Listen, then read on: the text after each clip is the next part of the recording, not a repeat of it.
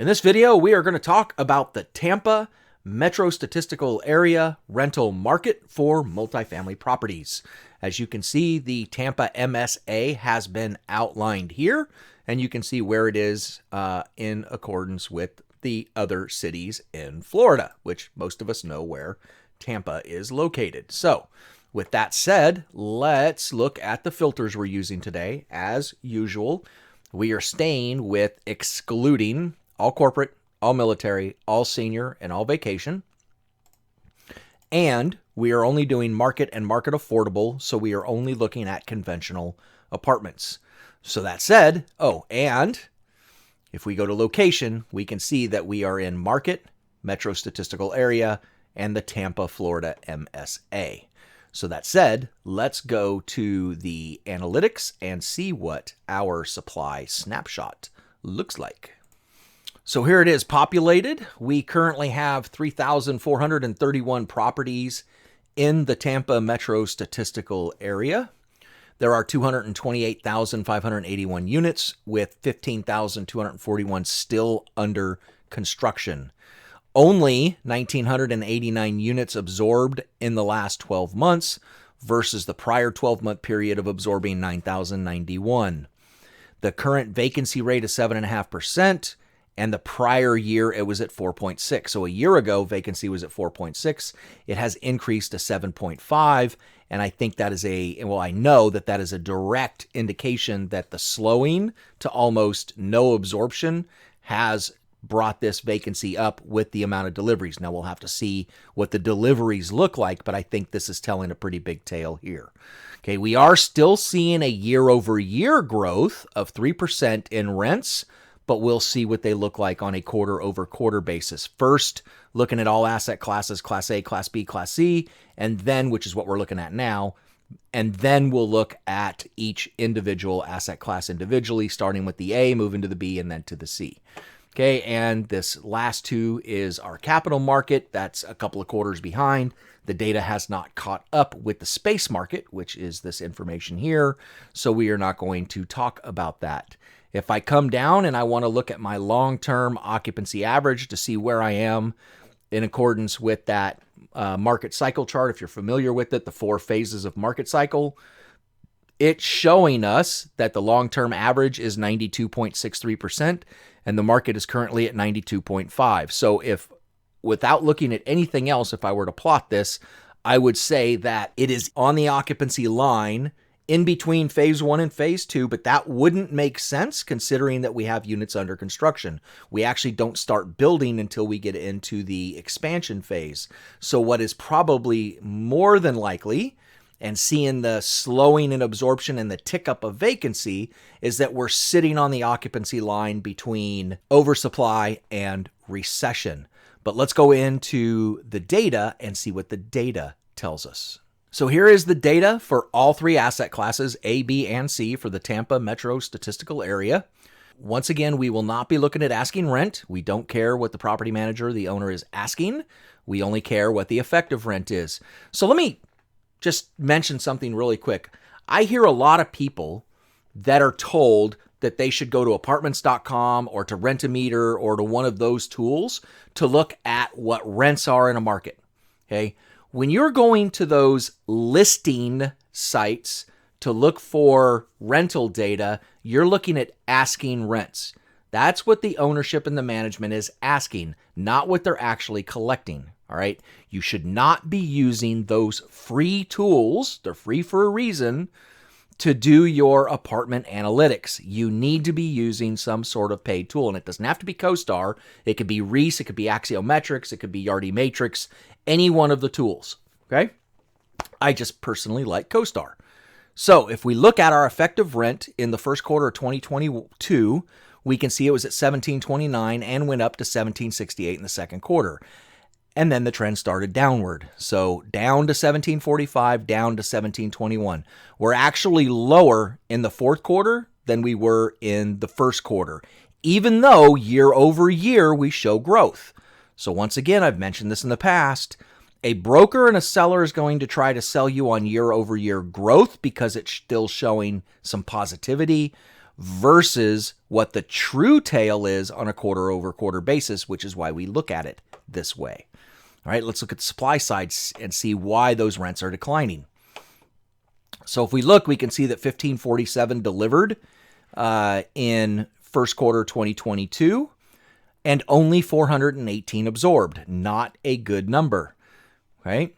Then another 3,515 delivered in second quarter and only 1,294 absorbed. Again, very, very low absorption, but then it gets worse. Third quarter, we go to another 2,577 deliveries and only 248 were filled. And then 1,151 delivered in fourth quarter with an additional 21 going vacant. All right, so negative 21 means 21 more people left this rental market than came into it. So if we look, we can see we've got what, 15, 5,000, 75, 65, let's just say 6,700 total units delivered to the market. Is that right? 575, 85. No, about 8,700 total units delivered to the market. And out of those 8,700 vacant units that hit the market, only, what do we got here? 17, let's just call it 2,000 absorbed. So out of the 70 or 8,500 that went vacant, they only absorbed about 1,000 of those or 2,000 of those. So 6,500 units went vacant in this market, and there's still 15,822 under construction. We're not looking at first quarter 2023 yet. Okay, so not telling a very good tale with all three asset classes. Let's see if we can identify if there's a specific asset class dragging this market down. So let's go look at the Class A space. So here is our Class A data, effective rent.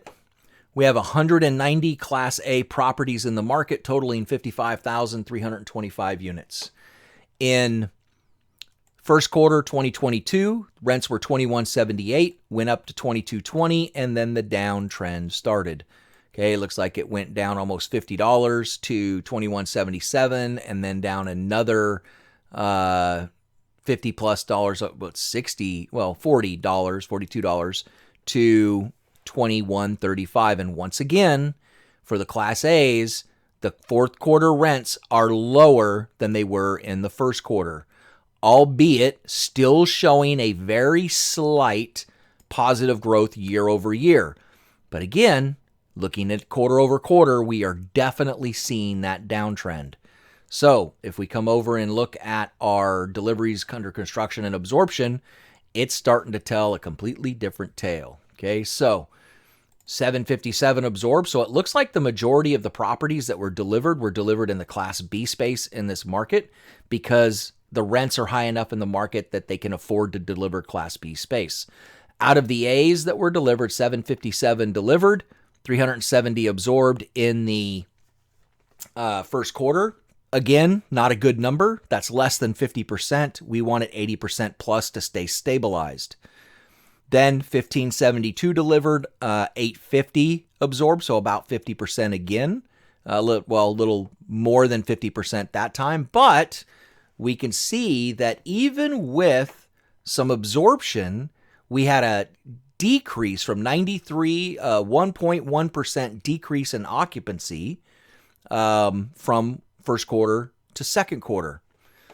Then we had another 683 deliver and only 431 absorbed. So again, over 50%, but then another decrease in occupancy. And that would make sense, as these units are delivering, they're not absorbing very well. They're absorbing well under where they should to stay stabilized. Then we had 324 deliver with 243 absorbed. So not terrible absorption, but we are getting a declining occupancy in the market, and that is what is causing the rents to decline. So not terrible in Class A. I'm expecting some pretty bad numbers for Class B, but we'll have to go to the Class B to C. So here's our Class B data. We have 662 properties in the marketplace, totaling 94,322 units. For effective rent, we started in the first quarter at 1724, went up to 1768, and as with the A's and with the overall, the trend started downward, 1739 in the third quarter and then 1709 in the fourth quarter. And once again, we are lower in the fourth quarter than we were in the first quarter, even though we're showing a year-over-year growth of 2.2%. We can definitely see 2 straight quarters of declining rents. Now let's see what the absorption looks like on this with the deliveries. I think it's going to tell us a different tale than the A's.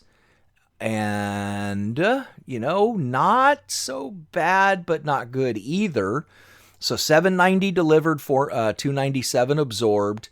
1918 delivered, 815 absorbed, 1894 delivered, 431 absorbed. So definitely slowing, but some absorption. Okay, not keeping up by any means with 8,994 units still left to deliver in this space.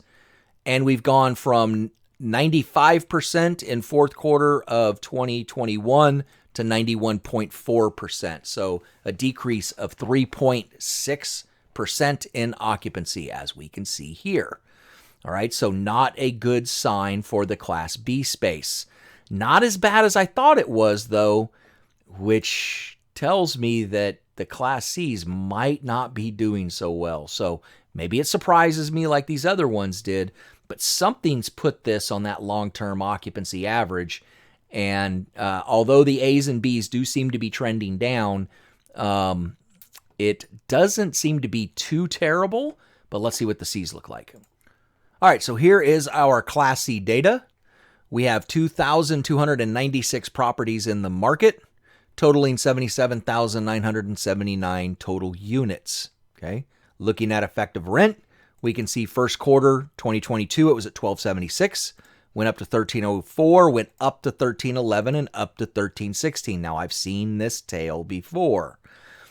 Is this true demand to raise rents, or are the owners and the managers rising rents without demand being there, creating unethical practices in the market? Well, if we look over here before we head over to our construction data and absorption, we can see that vacancy is increasing in the market.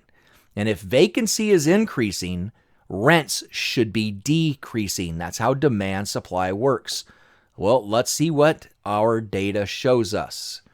Okay, if we look here, forget deliveries and under construction, because once again, I've mentioned this before, CoStar takes into consideration the neighborhood. So if it's a Class C neighborhood, they are going to take that into consideration for something under construction. So they are probably touting these 107 units in bad neighborhoods and giving them a Class C status. They will deliver as Class B properties in a Class C neighborhood. So we're only going to look at absorption. And look at this. Exit stage left. Okay.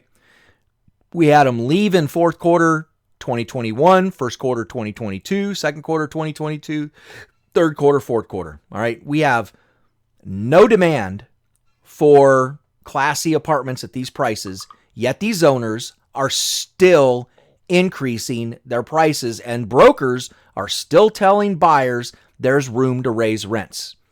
In what world do we live in that a decrease in demand says we should increase rents, other than somebody trying to get rich off the backs of the residents that they're trying to serve? I don't know about you, but that isn't serving anybody but yourself. I'm going to leave it at that. So the Class C space has said we've had enough. We're not going to pay these rents anymore. And so they are doubling and tripling up. So in this market, we've looked at the A's, which did have downtrend and was appropriate to the absorption that we saw based on the deliveries. We also had a downtrend 2 straight quarters in rents in the Class B's, which also was appropriate for the amount that were delivered and were absorbed, or lack of absorption. But in the C's, we've had steady growth in rents with zero, actually negative demand in the market. So we are going to see a major trend downward in the Class C rents inside this market in the very near future. And I would expect probably in the first quarter of 2023, we'll see a pretty big downturn in rents because there's no way that the owners can continue to sustain raising rents when residents are moving out of the space. Okay, so that does it for the Tampa metro statistical area. The data confirms that we are definitely on the long-term occupancy average line in between the oversupply phase and the recession phase for the multifamily market. Stay tuned tomorrow as we will take a look at the Oklahoma City market in Oklahoma. I will see you guys tomorrow.